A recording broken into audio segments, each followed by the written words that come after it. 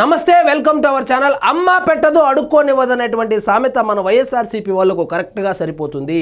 పిఠాపురం ప్రజలు ఏ జన్మలో ఏ పుణ్యం చేసుకున్నారో పవన్ కళ్యాణ్ లాంటి అతను వాళ్ళకు ఎమ్మెల్యే అయ్యాడు. ఇది నిజంగా వాళ్ళ పూర్వజన్మ సుకృతం అనే చెప్పవచ్చు.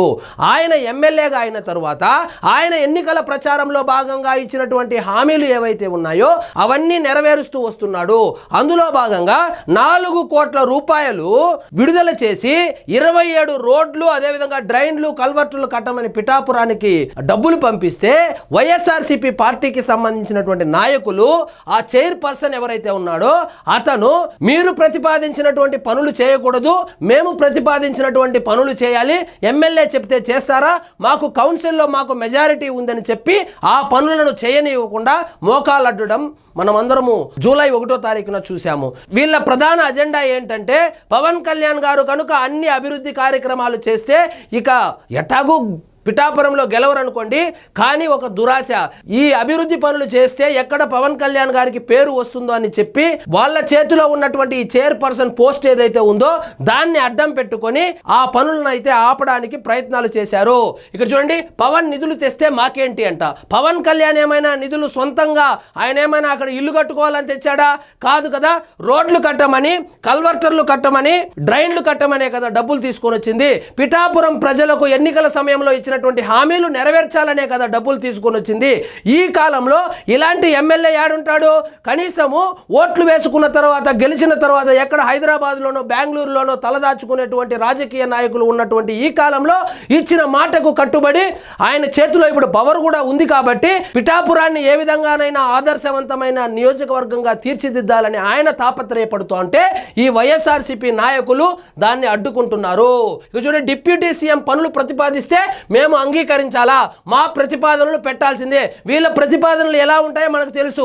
వైఎస్ఆర్సీపీ ప్రతిపాదనలు ఎలా ఉంటాయంటే మీకెంత మాకెంత, అలాంటి అవకాశం లేదు. కాబట్టి డైరెక్ట్గా పవన్ కళ్యాణ్ గారి నియోజకవర్గం పిఠాపురం కావడం చేత ₹1 కూడా వీళ్ళ చేతికి కమిషన్ల రూపంలో రాదు. కాబట్టి ఆ పనులను ఆపే ప్రయత్నం చేశారు.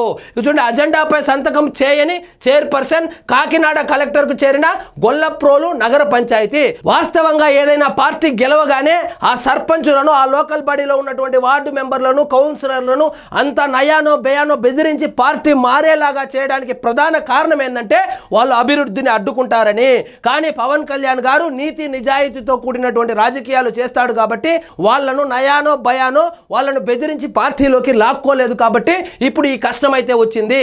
సో ఈ 4 కోట్ల రూపాయలకు సంబంధించినటువంటి పనులు ఏవైతే ఉన్నాయో దానిని కలెక్టర్ గారు విచక్షణాధికారాన్ని ఉపయోగించుకుంటూ గ్రీన్ సిగ్నల్ అయితే ఇవ్వడం జరిగింది. ఇక్కడ చూడండి, గొల్లప్రోల్లో వైసీపీకి గట్టి షాక్. డిప్యూటీ సీఎం పవన్ ప్రతిపాదించిన పనులను అడ్డుకున్న వైసీపీ పాలకులు ఎవరైతే ఉన్నారో, ఇంకా జగన్మోహన్ రెడ్డి గారి గురించి పక్కన పెడితే అక్కడ లోకల్ నాయకులు ఎవరైతే ఉన్నారో రోడ్లు వేయడం కాదు కదా, రోడ్లకు పడినటువంటి గుంతలకు కంకర కూడా వేయనటువంటి ఈ వైఎస్ఆర్సీపీ నాయకులు పవన్ కళ్యాణ్ గారు ఏదో రోడ్లు వేస్తానని ముందుకు వస్తే దాన్ని కూడా అడ్డుకునేటువంటి ప్రయత్నం అయితే చేశారు.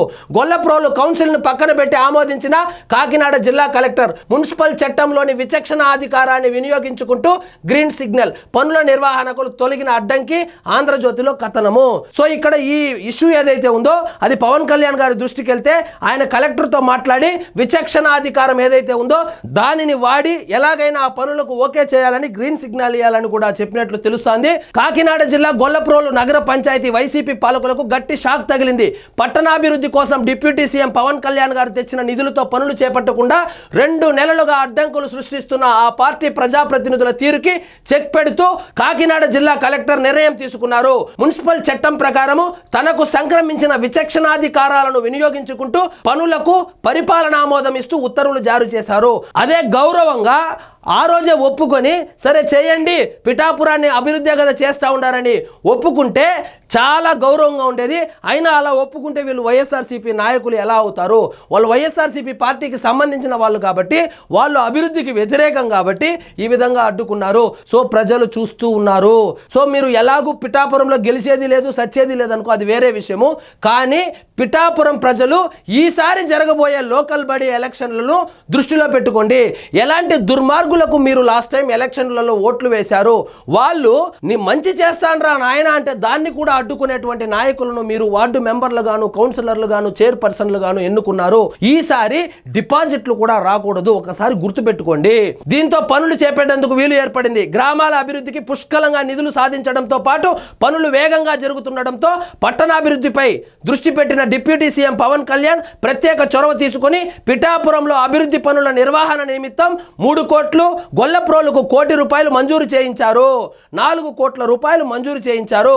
ఈ నిధులతో ఆయా పట్టణాల పరిధిలో అత్యవసరంగా చేపట్టాల్సిన రోడ్లు, డ్రైన్లు, ఇతర పనులను ప్రతిపాదించారు. సో రోడ్లు, డ్రైన్లు, కల్వర్ట్లు అయితే ఏవేవైతే అత్యవసరంగా చేయవలసి ఉన్నాయో అవన్నీ ఈ 4 కోట్ల రూపాయలతో చేయడానికి కలెక్టర్ గారు అయితే గ్రీన్ సిగ్నల్ ఇచ్చినారు. సో ఈ వైఎస్ఆర్సీపీ వాళ్ళు చెయ్యరు, చేసే వాళ్ళని కూడా అడ్డుకుంటారు. సో ఇవన్నీ ప్రజలు గమనిస్తా ఉన్నారు. సో వచ్చే లోకల్ బడి ఎలక్షన్ లో వైఎస్ఆర్సీపీ నాయకులు ఎవరైతే ఉన్నారో ఎవ్వరు లేరు. ఆ గ్రౌండ్ లెవెల్లో పిఠాపురంలో కూడా ఉండేది ఆ చైర్పర్సన్, ఆ వంగా గీత గారు, వీళ్ళు 3-4 ఉన్నారు. వాళ్ళకు కూడా తగినటువంటి బుద్ధి చెబుతారు ఈ పిఠాపురం ప్రజలను ఆశిద్దాము.